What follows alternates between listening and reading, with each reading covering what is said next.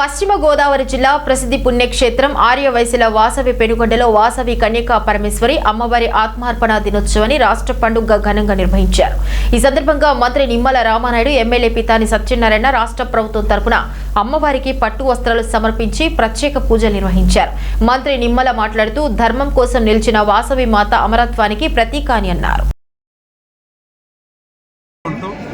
అత్యంత పవిత్రమైనటువంటి మన పెనుగొండ పుణ్యక్షేత్రమున ధర్మం కోసం ప్రాణాలను అర్పించినటువంటి మహోన్నత త్యాగమూర్తి శ్రీ వాసవి కన్యకా పరమేశ్వరి ఆత్మార్పణ దినం కార్యక్రమంలో ఈరోజు మేమందరం కూడా భాగం పంచుకోవడం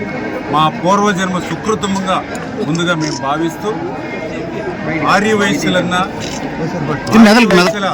సమాజం అన్నా కూడా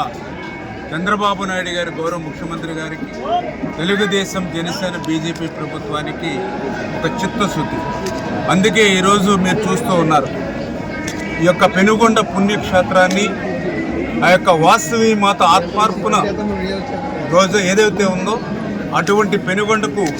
వాసవి పెనుగొండ అని పేరు మార్చుతూ మరి యొక్క ప్రభుత్వం జీవోను విడుదల చేయడం కానీ, అదేవిధంగా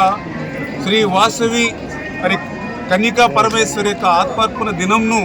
ప్రభుత్వ కార్యక్రమంగా ప్రభుత్వ లాంఛనాలతో నిర్వహిస్తూ ఉంది అంటే మరి ఈరోజు ఆ వాసవి మాత యొక్క ఆత్మార్పణ దినంకు ఈ ప్రభుత్వం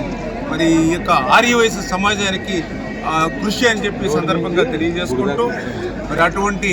వాసవి అమ్మవారి యొక్క చరిత్ర అనేది ఒక కథ కాదు, ఏదైతే ఒక ధర్మానికి అంకితమై ఒక న్యాయం కోసం ఒక జీవన సందేశం ఆమె యొక్క మరి శైలి అనే విషయాన్ని కూడా ఈ సందర్భంగా తెలియజేసుకుంటాం। ఎందుకంటే అన్యాయం ఎదురైనప్పుడు ఎలా కాపాడుకోవాలనేది అమ్మవారి యొక్క జీవిత చరిత్ర మనందరికి కూడా నేర్పుతుందనే విషయాన్ని కూడా ఈ సందర్భంగా తెలియజేసుకుంటూ, ఎందుకంటే ఆ రోజుల్లో అంటే అమ్మవారు అవతరించినటువంటి ఆ రోజుల్లో చూస్తే అధర్మం అంతా కూడా రాజ్యం ఏలుతున్నటువంటి రోజులు। ఆ రోజు అహంకారంతో, అధికారంతో, అన్యాయాలన్నీ కూడా రాజ్యం ఏలుతున్నటువంటి రోజుల్లో మరి ఆ రోజు కన్యకా పరమేశ్వరి ఒక కన్యగా, ఒక స్త్రీగా, ఒక సాధారణ పౌరురాలిగా మనకి బయటికి కనిపించినా కూడా ఒక ధర్మానికి ప్రతీకగా ఆ కన్యకా పరమేశ్వరి మనందరికీ కూడా కనిపిస్తుంది।